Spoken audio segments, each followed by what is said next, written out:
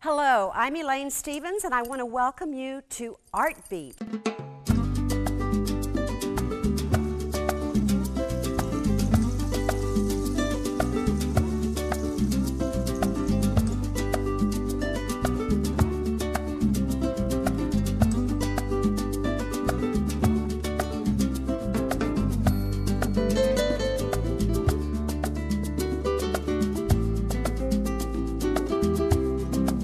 At Oldfields had high ceilings with white plastered walls.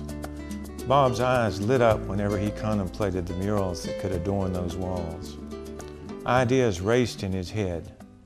Daddy was adamant, declaring, "That crazy artist will never pollute the Oldfields walls."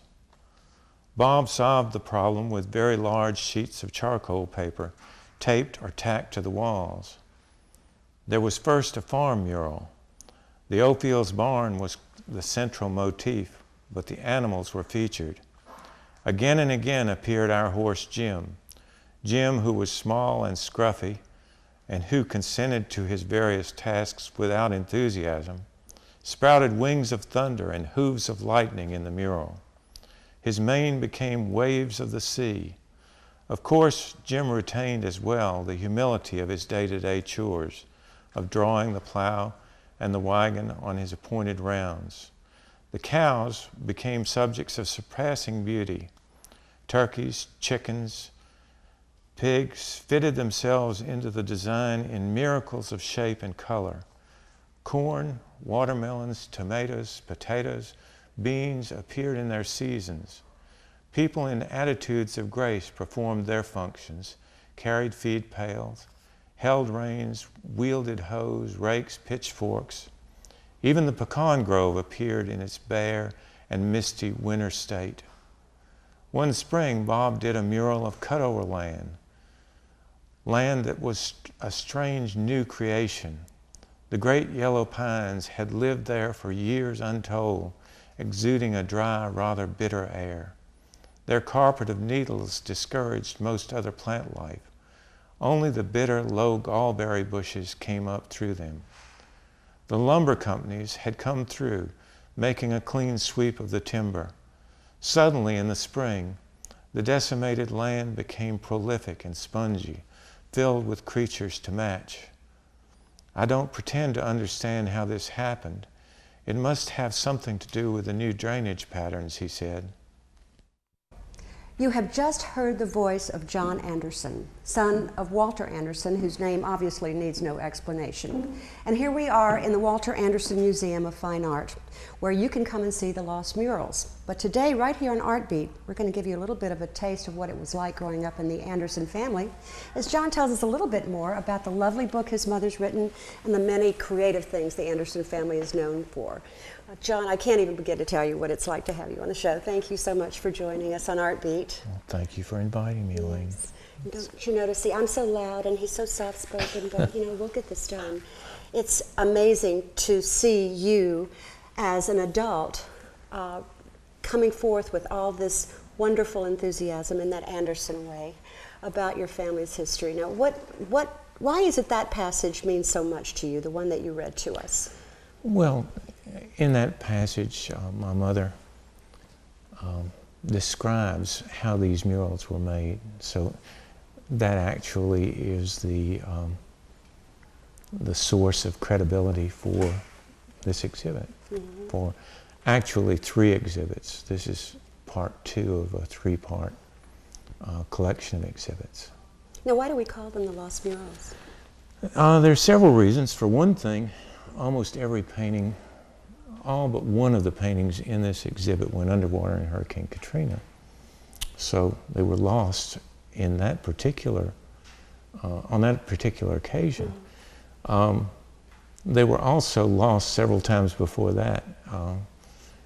They barely were painted in the first place because my father's father-in-law didn't want murals painted on the walls of his house.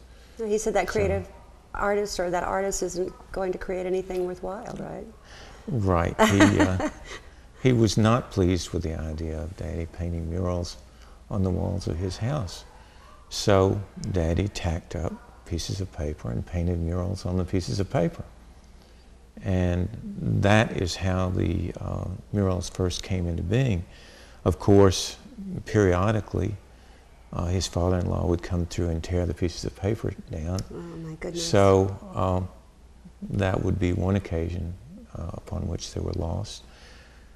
Daddy would turn the sheets of paper over and paint a new mural. For him, it was just an opportunity to paint another mural. I love it. Aren't we glad he did that? We're very glad that he did Now, are that. these stories that have been handed down to you, or did you witness any of this? I spent many, many hours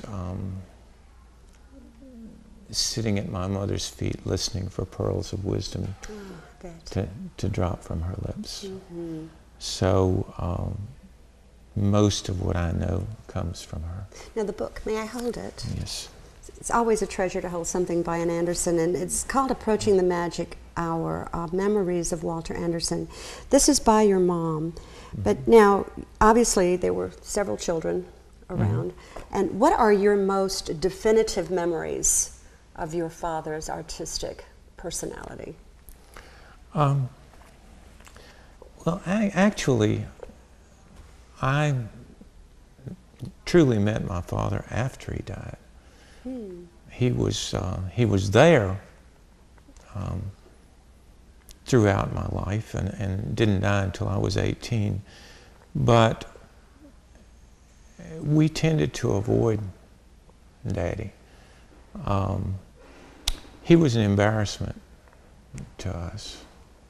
He rode around on a rusty bicycle when everybody else was driving cars, and lived out on Horn Island painting pictures when everyone else was doing other things. So he was not accepted by society. He wasn't accepted even by his family, really, until after he died. Well, you say that with such poetic emphasis. I mean, you yourself could write a book, I'm sure, about your experiences. But I love the way you explain that, because most kids, as they're growing up, think their parents are a little bit crazy. And that we are always, as teenagers, embarrassed by our parents. But to live within the legacy that you're living in now, I mean, how does it feel to look back on those times where you were embarrassed and not accepting him, and now to see this incredible wealth of artwork that surrounds us in our community? Well, it's very humbling. It is humbling. You know, we didn't even know that he was wonderful until people started coming to us after he died. I know, I have that same situation with my father sometimes. And telling us how wonderful he was. So it's very humbling. We were embarrassed, again, after he died, not by him, but by the fact that we didn't know how wonderful he was until after he died. So isn't it odd that the murals were lost a couple of times, and your knowledge of him was lost and found a couple of times? It's almost like your awareness had to be rediscovered. Exactly, yes. Yeah. And it is true. People tend not to see their parents until after they're gone. They don't really look at their parents too much. And if they look with very critical eyes.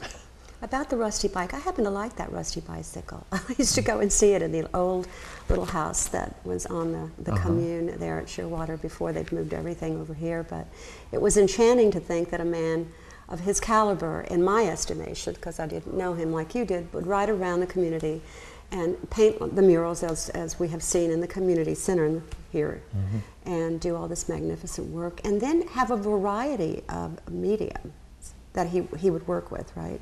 He was a sculptor, a potter. About everything. Just about everything. Built furniture, hooked rugs, did leaded glass, anything that you could do. Well, your whole family's artistic.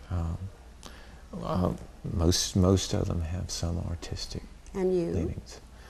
I kind of rebelled against Did you? art. I saw how hard it was to live, to make a living as an artist, and eventually became a psychologist. So That's very interesting. yeah. So in your field, in your expertise? Do you look at your family now from your knowledge and your academia? Very much so. I do look. I've learned a good bit about psychology from looking at my family. I bet you have. Haven't we all? You know, you ask yourself, and I asked myself when I was still a teenager, you know, he was looked at as crazy because he lived out on an island painting beautiful pictures. But when I was a teenager and still pretty rebellious, I found myself wondering whether that was really crazy. And my conclusion, after many, many years of studying and looking at him, is that no, it wasn't really crazy. How wonderful of you to say that. Yeah. And I don't know if the camera can capture what I'm capturing sitting next to you, but there's this look of deep thought and almost a reflection of life the way it used to be. Almost as though I'm looking into your eyes and seeing the movie of your childhood run through your mind. And it's quite interesting to see that. I bet you have a million stories you'd like to tell us, and we're going to hear a couple more of those and maybe take a little walk around the Lost Murals when we come back from a short break with more Art Beat. Stay with us. Welcome back to Art Beat. In case you've just joined us, my guest is the fascinating John Anderson, son of Walter Anderson. I'm your host, Elaine Stevens, and we're at the Walter Anderson Museum for the second phase of the Lost Murals, right? That's it, yes. But yet, when I asked you a question recently, you just said the most fascinating thing that people are enchanted by is this. People enjoy seeing that, not just the painting of Ulysses and the Odyssey, but also the wood carving that Daddy did for his children to play with at Oldfields. I think people really enjoy seeing that he was actually a good father, that he was actually very involved in his children's lives. Actually, there's a good chance that the reason he painted many of these panels in this particular exhibit was because he loved reading and he wanted to give his children the same love of reading that he had. So That's really the basis for all the Lost Murals, or the literature behind those murals. Is that right? Exactly. Would you mind turning and reading that excerpt that you have written yourself here at the museum about the art of reading? I love that.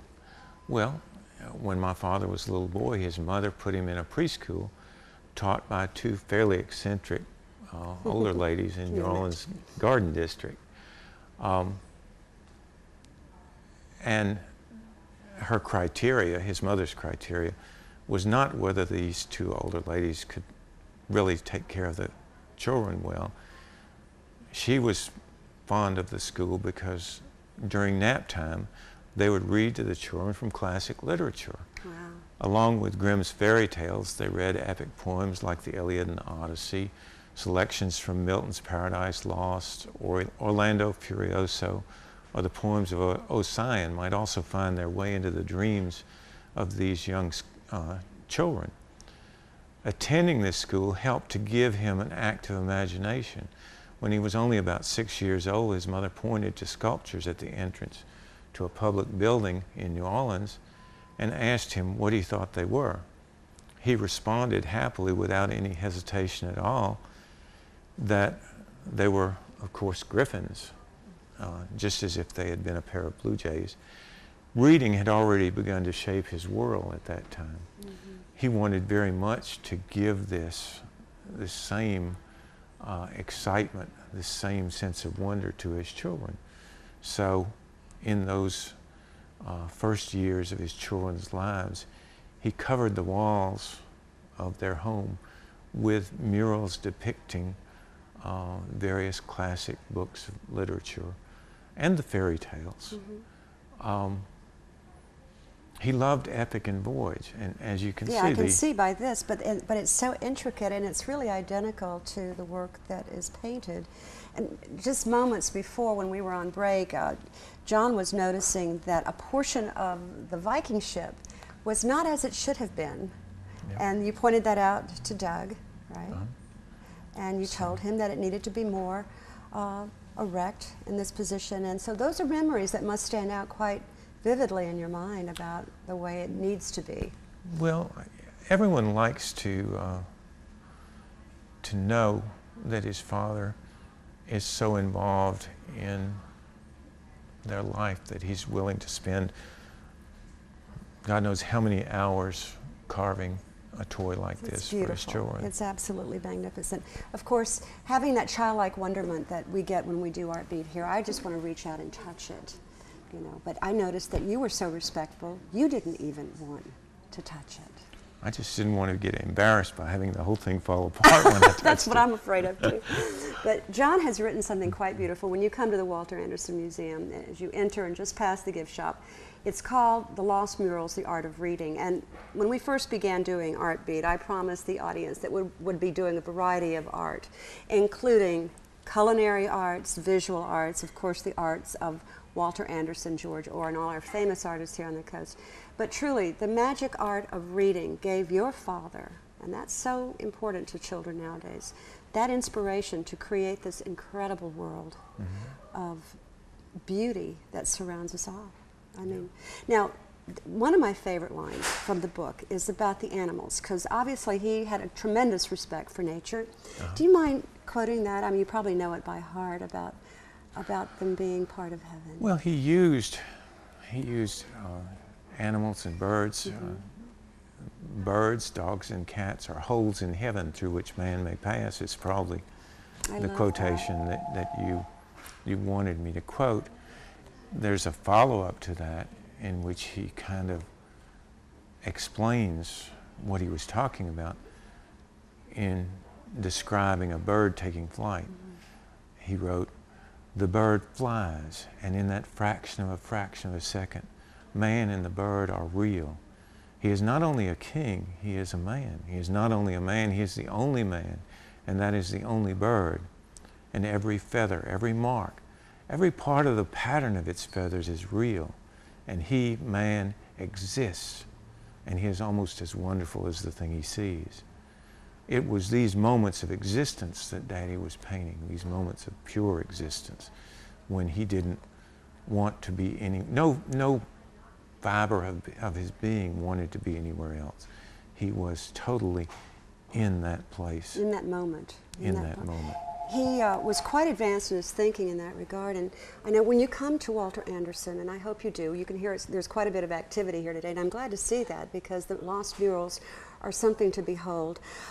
You will feel a resounding silence of your mind, but this wonderful feeling of music in your heart because of all the colors that surround you, and there's just so much to witness here. We are doing, in April, we're happy to be doing and hosting and sponsoring at IP Casino the Walter Anderson Gala. So hopefully we'll be seeing you there, and we'd love it if you would be our guest and join us. And we want you to do the same. And if you have any ideas about Art Beat and what you'd like to see on our show, please don't hesitate to email us at www.wkfk.com and let me know what you'd like to see on Art Beat. Our guest today has been Mr. John Anderson, and what a pleasure. I do hope you'll join us again. Very nice to talk with you, Elaine. Thank you. And it's difficult to just do one show with Mr. Anderson and his family. We'll be back, I assure you. Thanks for watching Art Beat. We'll see you again very soon.